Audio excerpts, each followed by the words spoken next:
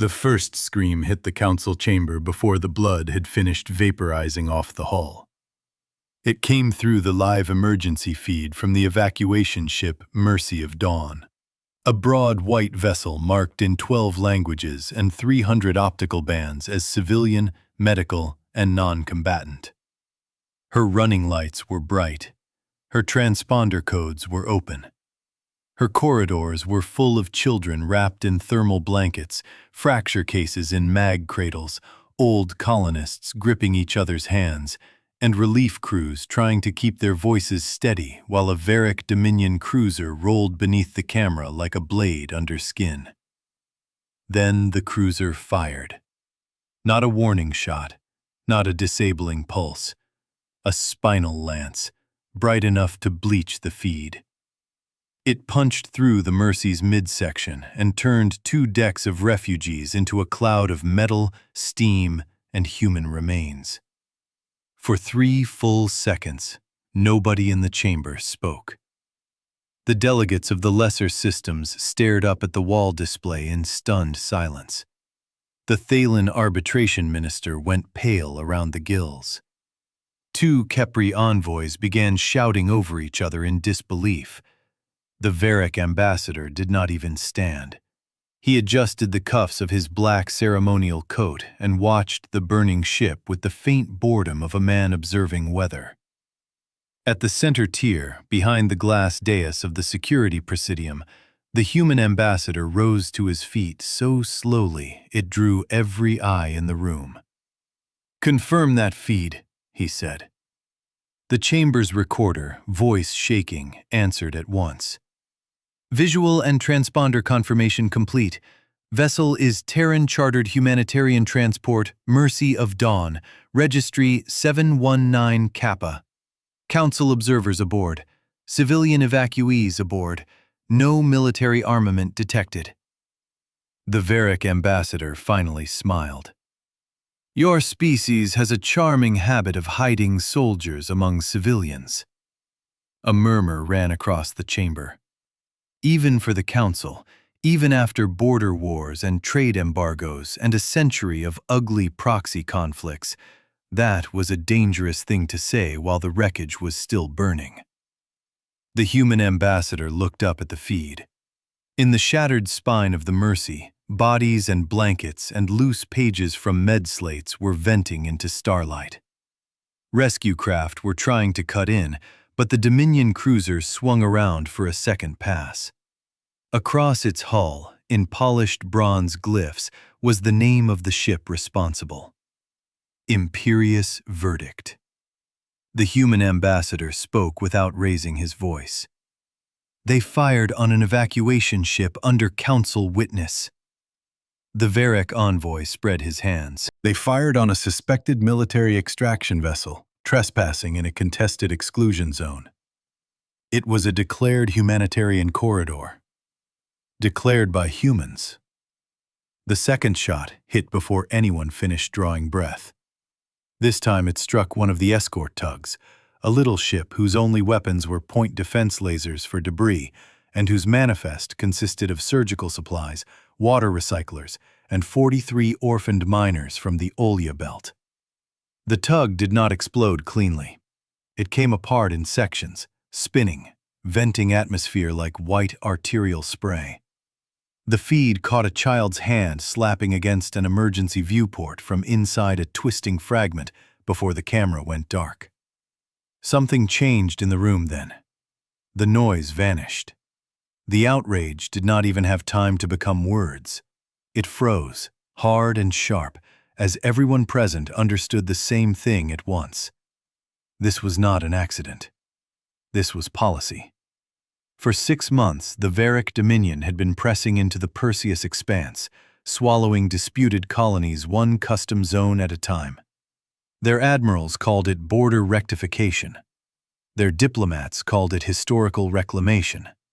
Their broadcasters called humans weak, sentimental, over-civilized, too bound by procedure to fight like a real empire. They had mocked Terran insistence on relief corridors, ceasefire windows, civilian registries, and rescue rights. Every time a human ship stopped to take aboard the wounded, Varick media called it theater. Every time Earth petitioned the Council for sanctions, the Dominion laughed and advanced another light year. And humanity had taken it. They had evacuated colonies instead of fortifying them. They had moved hospitals instead of dreadnoughts. They had rerouted food, opened shelters, negotiated prisoner exchanges, and swallowed insult after insult while half the galaxy whispered that the Terrans had gone soft. Humans were rich now, disciplined now, civilized now. They built relay gates, emergency habitats, life support systems, search and rescue networks. They hauled medicine faster than anyone. They arrived first after stellar quakes and pirate raids. Their fleets were famous for endurance, not spectacle. Their admirals spoke in legal terms. Their commanders asked for manifests. Their captains filed complaints. It was easy to mistake all of that for weakness. The Varick had just made that mistake on a live feed. The human ambassador touched the edge of the desk before him. It was the smallest movement in the world, but it looked like someone steadying himself against an earthquake only he could feel. "Record my statement," he said.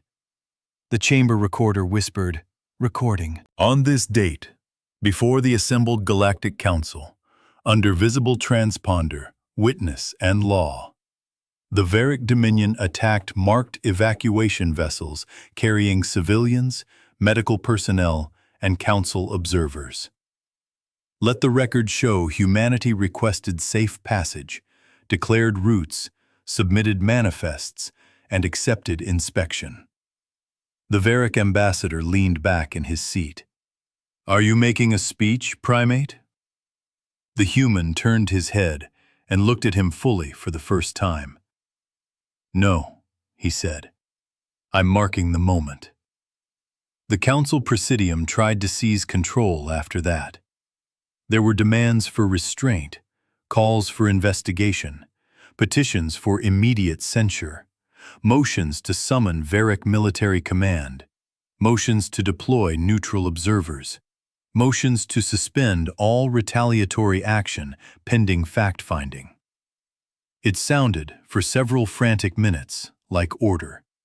Like institutions doing what institutions always did when confronted with something monstrous and inconvenient. Process it, delay it, surround it with words. Then the human ambassador removed his identity seal from the desk. Every diplomat in the chamber saw it. Several stood halfway out of their seats. Even the Varick ambassador's smirk tightened. A seal did not come off lightly. It meant a mission had ended, or a government had fallen, or a state had ceased to recognize the room it was standing in. The human placed the seal beside the dead feed from the Mercy of Dawn. "Earth is withdrawing all personnel from Council space," he said. "All Terran relief routes are now under military protection. Further communication will occur when recovery operations permit." The Presidium chair actually stammered. "Ambassador Holt, you cannot mean—" Holt's eyes never left the burning wreckage on the screen. "I mean you had an hour to stop them, and they used it to fire again." He turned and walked out of the chamber. No one tried to stop him. By the time the emergency session reconvened, every human seat in the council complex was empty. Terran trade clerks, legal staff, med liaisons, station engineers, even the quiet logistics attachés nobody ever noticed, had vanished from their posts. Human freighters undocked from mixed ports without requesting convoy protection. Terran commercial traffic went dark on public tracking. Aid depots sealed themselves behind military encryptions no one else could read. Across 100 systems, leases were honored, bills were paid, civilian contracts were fulfilled to the minute. And then humanity disappeared behind a wall of silence so orderly it felt pre-written. The Varric celebrated for exactly 9 hours. At 0317 Standard, the Dominion frontier world of Sarth lost contact with its high anchor array. Then with its orbital customs ring. Then with its moons. Then with every ship above geosynchronous orbit. Not jammed, not damaged, just gone. The system's emergency broadcasts never reached neighboring space. Its relay gate remained physically intact but transmitted nothing. Not static, not error codes. Nothing. At 0402, the shipyards of Orun went dark. At 0511, the fortress moons over Calvist vanished from the network. At 0640, 3 Dominion carrier groups attempting to redeploy from the frontier simply failed to answer challenge hails. Their trackers marked them present, powered, and moving. Their crews just stopped existing to the outside universe. By midday, 7 Varric worlds had gone silent. The Council called it a communications cascade at first, then sabotage, then an unknown weapon. Then, with growing panic, exactly what everyone in the chamber had already begun to suspect. Humanity had answered. What made it worse was the shape of the answer. There were no battlefield broadcasts, no triumphant declarations, no shockwave images of cities burning. Long-range telescopes showed power grids still lit, orbital habitats still rotated, atmospheric traffic still moved. Nothing seemed destroyed. But every outgoing signal died in transit as if swallowed by black water. Tight beam lasers vanished. Quantum relays decohered. Gravitic pings returned blank. Automated beacons crossing into affected systems continued transmitting until they reached a precise boundary, then fell mute mid-pulse. Every signal from those worlds vanished. By the second day, the panic had spread beyond the Dominion. Merchant guilds began rerouting around entire sectors. Insurance markets froze. Half the military attachés in Council space started sending private messages to their home systems, asking a question none of them wanted to say aloud. If humans could do this to the Varric, what else had they built while everyone was laughing at their hospital ships? The first clue came from an archivist no one important had ever noticed. She was a Namarian infrastructure analyst attached to the Council's emergency logistics office, and while admirals shouted over deployment maps, she was tracing old procurement chains. Terran-built rescue buoys, Terran relay repeaters, Terran emergency docks, Terran life support backups licensed to non-human colonies, Terran navigation correction arrays installed over the last 80 years in every dangerous lane worth crossing. Humans had not dominated the galaxy with battleships. They had done it with standards committees, maintenance contracts, interoperable software, and the deeply unglamorous business of making sure ships arrived alive. No one had feared the species that built the stretchers. So no one had asked what else the stretcher builders understood. When the archivist presented her findings, the chamber went cold. The entire modern interstellar order, from civilian navigation to distress traffic prioritization, had one layer in common: Terran emergency architecture. Designed openly, licensed legally, audited publicly. And buried deep inside it, at the oldest levels, was a clause most species had treated as ceremonial language left over from Earth's violent pre-space history. Protected evacuation traffic is inviolable. Attack upon such traffic constitutes existential piracy and forfeiture of sovereign transit protections. Most delegates had assumed it was rhetorical, a moral flourish, human melodrama. It was neither. It was doctrine. 3 hours later, the Council received the first Terran transmission since Ambassador Holt had walked out. It arrived on a closed emergency band that only disaster coordinators were authorized to use. No insignia, no flourish.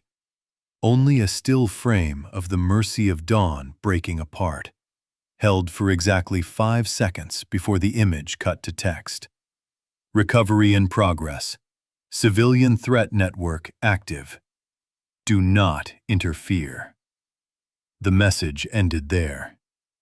The Varric tried anyway. Their 7th Spear Fleet, one of the largest formations in the inner sectors, translated near the silent world of Calvest under full war protocol.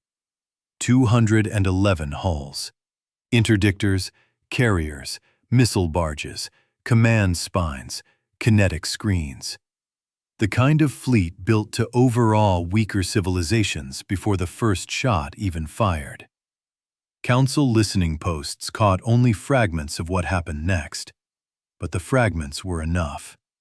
Calvest's dark perimeter suddenly lit with hundreds of invisible objects, made visible only by engine wash and weapons lock. They had been there the whole time. Not ships exactly, more like an armored weather front. Drone lattices, mine veils, gravitic mirrors, shield pylons, autonomous tow masses, and something far larger holding station in the shadow of the moon. The 7th Spear fired first. Their shots folded, bent, and returned in warped vectors. Several own goals punched through Varric screening formations before the Terran fleet even announced itself. When it did, the transmission was almost polite. "This system is under humanitarian quarantine," said a calm human voice. "Power down, detach command, and prepare for boarding." The Varric admiral responded with outrage. Then his command ship lost gravity on decks 12 through 31, vented its weapons crews into space, and went dead. The battle, if it could be called that, lasted 11 minutes. The Council later pieced it together from debris telemetry and one surviving Varric corvette that escaped because the humans let it. Terran warships did not charge dramatically into gun range. They appeared where firing solutions became liabilities. They used mass, timing, and absolute information dominance. Gates the Dominion believed were secure opened to let through hospital-hulled vessels whose sides split apart to reveal missile farms and marine pods. Rescue tugs became shield anchors. Freight barges unfolded into drone carriers. Tankers released clouds of smart dust that ate sensor clarity and painted every hostile reactor in perfect detail. The Varric fought a fleet. Humanity fought the system itself. They had hidden their teeth in logistics. That revelation spread faster than fear.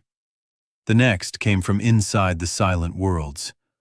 On the 3rd day, a Council probe was allowed through the blackout around Sarth. It transmitted internally to the probe handler for 6 minutes before the signal died at the boundary on its return. But 6 minutes was enough. Enough to show cities standing, hospitals lit, food queues orderly, public transit running under armed human supervision. Dominion banners removed from government spires. Anti-orbital batteries stripped to foundations.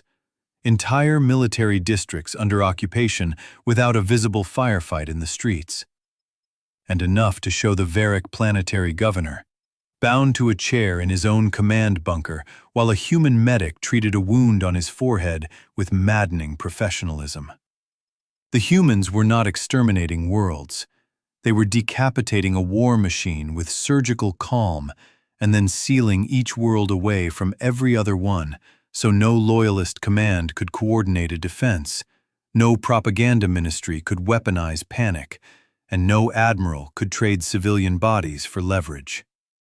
One planet at a time, one fleet at a time, one ministry at a time. Every silent world was being taken apart from orbit to basement while its people were kept alive. That was when the older species began to understand what they were really looking at. Humanity had not built its evacuation doctrine after becoming powerful. It had become powerful because of the doctrine. On Earth, long before the stars, humans had learned that the worst crimes were committed under the excuse of necessity. They had learned what happened when armies shelled hospitals because it was efficient, when states trapped civilians because it was useful, when children in transit became bargaining chips. They had written thousands of laws against it, broken them, paid for it, buried millions, and written them again in harder language. By the time humanity reached the wider galaxy, the protection of evacuation traffic was not just policy. It was cultural bone, sacred in the only way humans ever truly meant the word, written in blood, then enforced. The Varric had fired on ships carrying the helpless. There was no appeal from that. Still, the Dominion refused to bend. Their emperor broadcast from the capital world of Valtor, denouncing human cowardice and promising retribution. The speech was carried by state transmitters for 4 glorious minutes before the planet vanished from the network in the middle of a sentence. The last image anyone saw was the emperor rising from his throne, confusion replacing fury as every screen in the palace went black at once. Then his world disappeared. After Valtor went silent, resistance inside the Dominion fractured. Sector admirals stopped receiving orders. Colonial ministries realized their core was gone. Local commanders who had swaggered at civilian massacres found Terran Marines descending through their skylights with legal warrants already prepared in the local language. Some tried to fight. Those fights ended quickly. Human rules of engagement were so exacting it made them more frightening. They did not rage. They documented. They isolated. They jammed weapons. They cut power only where needed. They shot when required, and not one heartbeat before.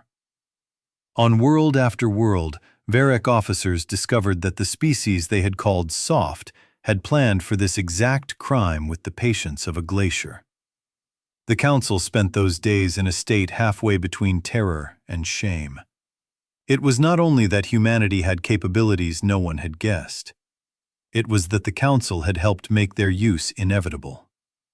Delays, hearings, procedural balances, neutrality language. All the polished cowardice of civilized institutions had given the Varric time to fire the second shot. The humans had seen that, recorded it, marked the moment. Ambassador Holt returned on the 6th day. He walked back into the same chamber wearing the same dark suit, though there was a fresh scar across one side of his face and the hard, distant stillness of a man who had not slept because sleep would have been a luxury stolen from the dead. Behind him stood no guards. He did not need them. No one interrupted when he took his place. The Presidium chair spoke first, voice brittle. "We demand clarification on Terran operations against sovereign Varric worlds." Holt looked around the room, and if there was anger in him, it had gone beyond heat into something cleaner. "You had clarification when they targeted children under open transponder." The Varric seat was empty now. It drew the eye like a wound. "Are those worlds destroyed?" asked the Thaylen minister quietly. "No." "Then what have you done?" Holt folded his hands. "We removed hostile command, disabled offensive infrastructure, secured civilian populations, and imposed signal quarantine until coordinated violence was no longer possible." A Kepri delegate let out a strangled breath. "You silenced an empire." "We interrupted one." The chamber stirred with something like disbelief. Holt continued before anyone could speak over him. "The crews of the Mercy of Dawn and the tug Halcyon Reach were recovered where recoverable. Their dead are identified. Their survivors are receiving care.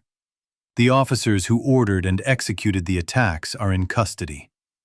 Every command node that enabled the strike has been seized. Every world that celebrated the massacre without resistance has now learned exactly what distance means. He let that settle. Nobody looked away. Then the Presidium chair asked the question that had been haunting every government in known space. How? Holt's expression did not change.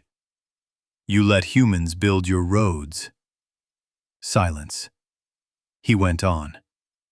For 2 centuries, while empires counted tonnage and guns, we mapped failure points, oxygen distribution, docking standards, disaster relays, evacuation paths, civilian routing law. You thought logistics was the servant of war. You were wrong. Logistics decides who can still be a civilization on the day war comes home. The Nemarian archivist in the upper gallery actually closed her eyes. She already knew he was right. A delegate from the outer spiral said what no one else dared. Is this your threat to the rest of us? Holt turned to him. No, this is your warning. Do not ever confuse restraint with dependence again. No one spoke for several seconds. Then, from the rear rank where the observers sat, an old Leth historian asked, almost to himself, why not burn them? If you can do this, why not simply end them? For the first time, something human and raw flickered through Holt's composure. Not softness, something worse. Grief held under iron. Because there were children on those worlds too. That was the moment the room finally understood the full size of the thing standing in front of it. Humanity had the power to answer atrocity with apocalypse, and had chosen instead a harder path. Total victory without surrendering its own law. Not mercy as weakness. Mercy as domination so complete it could afford precision. Signals from the Varric worlds began returning on the 9th day. One by one. Not to the open network at first, to the Council emergency bands. Each reappearance followed the same pattern. System designation, civilian population secure, offensive assets neutralized, command cadre detained, provisional administration active, aid corridors restored. The messages were clinical, sparse, almost cold. Across the galaxy, markets reopened cautiously. Fleets pulled back from red alert. Speculation turned into doctrine overnight. Academies rewrote threat assessments. Admirals who had spent decades studying Terran order of battle realized they had been studying the least dangerous part of the human arsenal. Politicians who had mocked Earth's moral language began quoting it. Rescue ships received armed escorts everywhere. New treaties were proposed within a week. None were necessary. The lesson had already entered bone. Months later, when the tribunals convened, the surviving Varric leadership stood before a chamber that no longer mistook ceremony for safety. Evidence was overwhelming. Orders authenticated. Fire commands traced. Laughing bridge recordings from the imperious verdict played in full. The room listened as officers joked about refugee tonnage and target practice, while the mercy of dawn died around them. Not even the most cynical delegates defended them after that. When the sentences were handed down, no cheers rose. There was only the heavy, sober quiet of a galaxy forced to admit that it had watched a line be crossed and done nothing, until the species most insulted by lawlessness enforced the law alone. The memorial for the mercy of dawn was held in orbit over Earth. Not grand, not theatrical. One white ship's bell. One slow roll of names. Beside the Terran fleet, representatives from 100 species floated in formal silence, while the recovered fragments of the evacuation convoy were released into a ceremonial descent. Each piece burning into the atmosphere over the world that had taught itself long ago what evacuation meant. Ambassador Holt did not speak at the memorial. He did not need to. The message was already carved across the politics of the age. Humans would negotiate, compromise, retreat, absorb insult, and carry the wounded farther than any other species in the stars. They would build your ports, save your miners, tow your broken ships, share their air, and rewrite your life support protocols so your children could survive hull breach and cold. They would do all of that with maddening patience. But if you fired on the ships they sent to carry the helpless home, they would not answer with outrage. They would answer with procedure. First recovery, then isolation, then removal. And by the time your admirals understood what that meant, your skies would already be silent. Because the galaxy learned too late that humans were never most dangerous when they came to fight. They were most dangerous when they came to rescue.